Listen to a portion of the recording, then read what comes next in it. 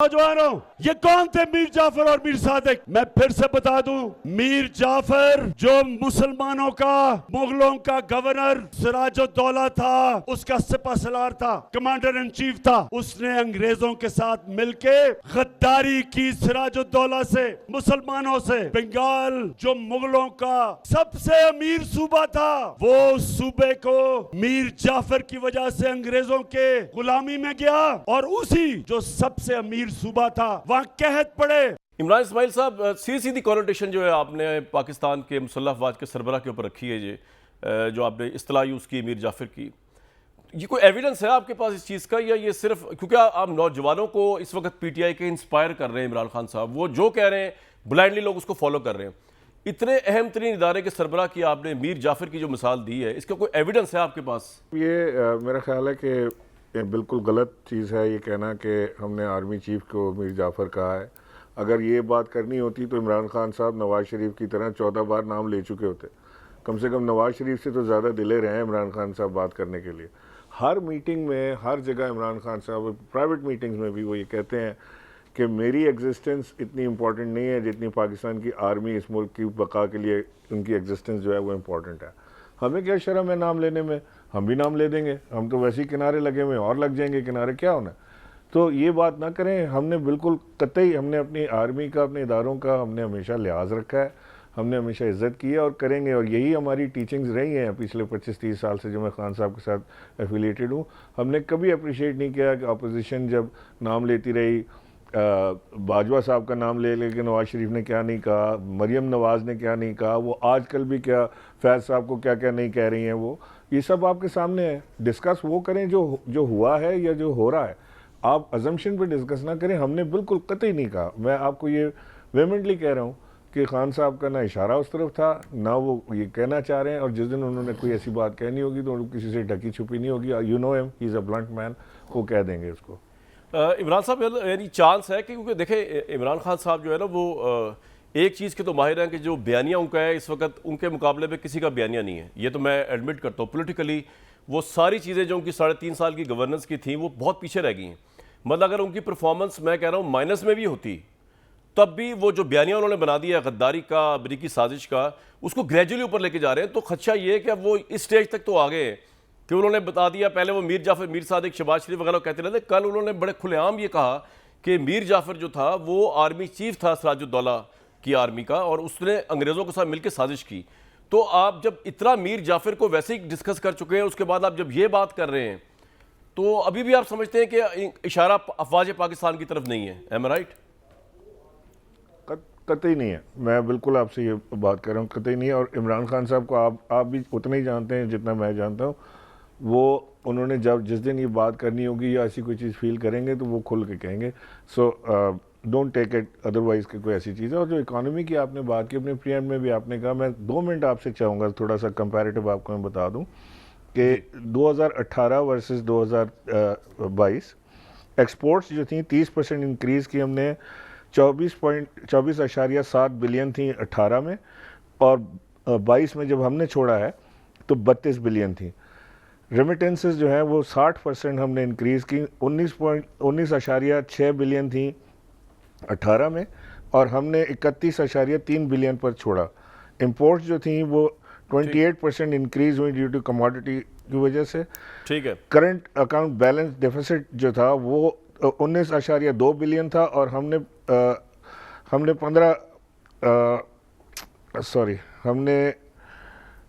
I don't know if मैं दोबारा आ जाता हूं आपकी तरफ। इमरान साहब, बिल्कुल आपका ये पॉइंट आ गया। मेरे पास ये सारी टैक्स कलेक्शन जो है, असल में मैं आज टैक्स कलेक्शन 3.8 ट्रिलियन थी, 6.1 ट्रिलियन हमने की। I have 14 points to read out.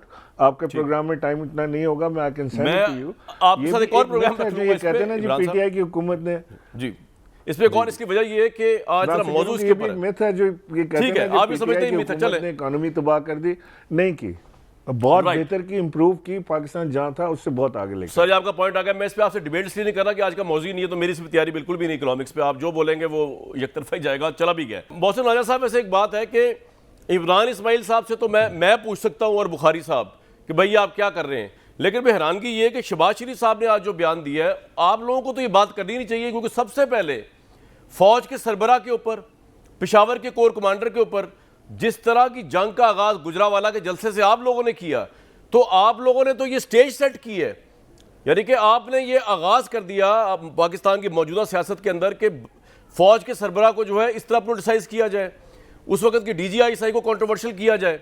तो आप लोगों ने तो स्टार्ट किया, आप लोग तो बानी हैं। इमरान खान साहब आपके फॉलोअर हो सकते हैं, but you are the founders of this entire narrative anti फौज पाकिस्तान। देखिए, बुनियादी बात तो कामरान साहब ये है कि हमारा तो पॉइंट ऑफ व्यू ये है कि फौज की मुदाखलत के हवाले से जो सबसे अहम बात है वो ये है कि अगर अब फौज मुदाखलत नहीं कर रही सियासत में, और वो सियासत में मुदाखलत नहीं कर रही, वो सपोर्ट नहीं कर रही, वो टेलीफोन कॉल्स इजलास में हाजिरी लगवाने के लिए नहीं की जा रही, अदम एतमाद के दौरान भी वो टेलीफोन कॉल्स नहीं किए गए, लोगों को इजलास में नहीं भेजा गया, उनकी हाजिरियां नहीं लगवाई गई, और जब से वो न्यूट्रल उन्होंने एक रोल प्ले किया, तो उसके ऊपर तो हमें फौज को अप्रिशिएट करना चाहिए। और हम अभी भी अप्रिशिएट कर रहे हैं कि फौज पाकिस्तान की पूरे अमल में बिल्कुल एपॉलिटिकल है। एक आईनी प्रोसेस के मुताबिक हमने अपना जो राइट था, हमने अदम एतमाद जो थी उसको प्रोसीड किया, एक आईनी प्रोसेस के तहत उसको बाहर निकाला। उसके बीच में अगर नंबर गेम में इमरान खान चाहते, और हमने ये भी कोशिश की कि हम इमरान खान के जो मुनहरफ अराकीन है, हमने उनका वोट भी जो था वो भी हमने नहीं लिया। हमने अलायंस जो थे इनके साथ हमने बिल्कुल आइन के चार कोनों के बीच में रहते हुए एक अमल को मुकम्मल किया। खान साहब ये चाहते थे कि जिस तरह 2018 का पर्चा इन्होंने नकल मार के पास किया था, तो 2023 का भी पर्चा ये नकल मार के फिर से पास करें। इलेक्शन कवानीन के अंदर तरमीम करना, इलेक्शन वोटिंग मशीन्स को लेकर आना, ई वोटिंग को इंट्रोड्यूस कराना और आइन के खिलाफ जाना, ये सारा प्रोसेस यही था कि 2023 के इलेक्शंस की नकल मारने की तैयारी की जा रही थी। जब हमने उस सारे प्रोसेस को आईनी और कानूनी तरीके से रोक दिया और हमने वजीर आजम को तब्दील करवा लिया, तो अब उनको इस बात पे इतराज है कि फौज मेरी हमायत नहीं कर रही।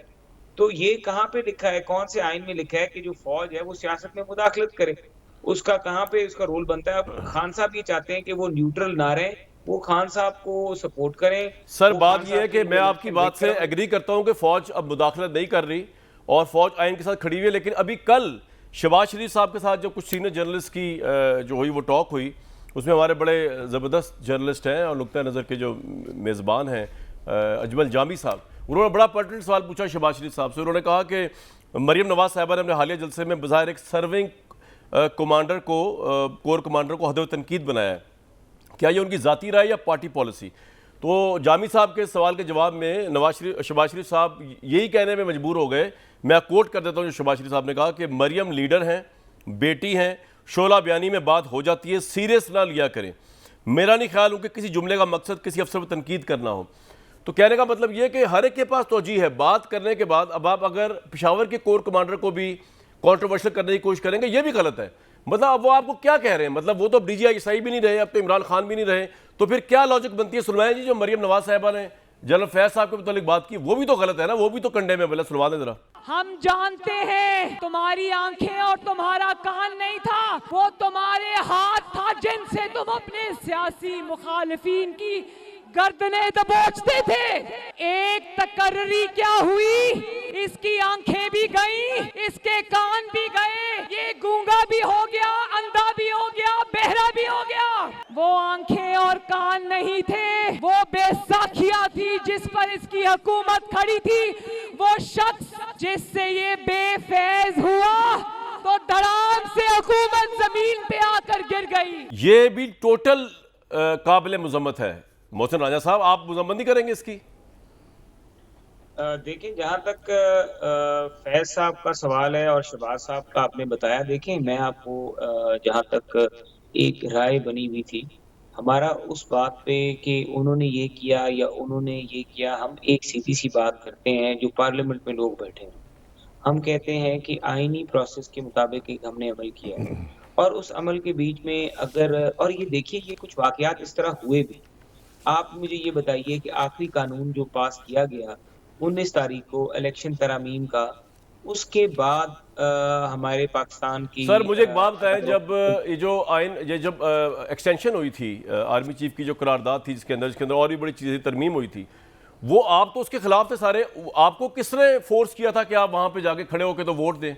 मतलब अगर आप इतनी इंडिपेंडेंट पार्टी हैं तो चलें जी, इनके लोग जो थे थादी उनको तो आप कह रहे हैं जी फलां ऑफिसर ने जो है वो कॉल टेलीफोन कॉल करके कर दिया। आपको किसकी कॉल आई थी? जो आप तो एक्सटेंशन के खिलाफ हैं, नवाज शरीफ साहब देते नहीं हैं।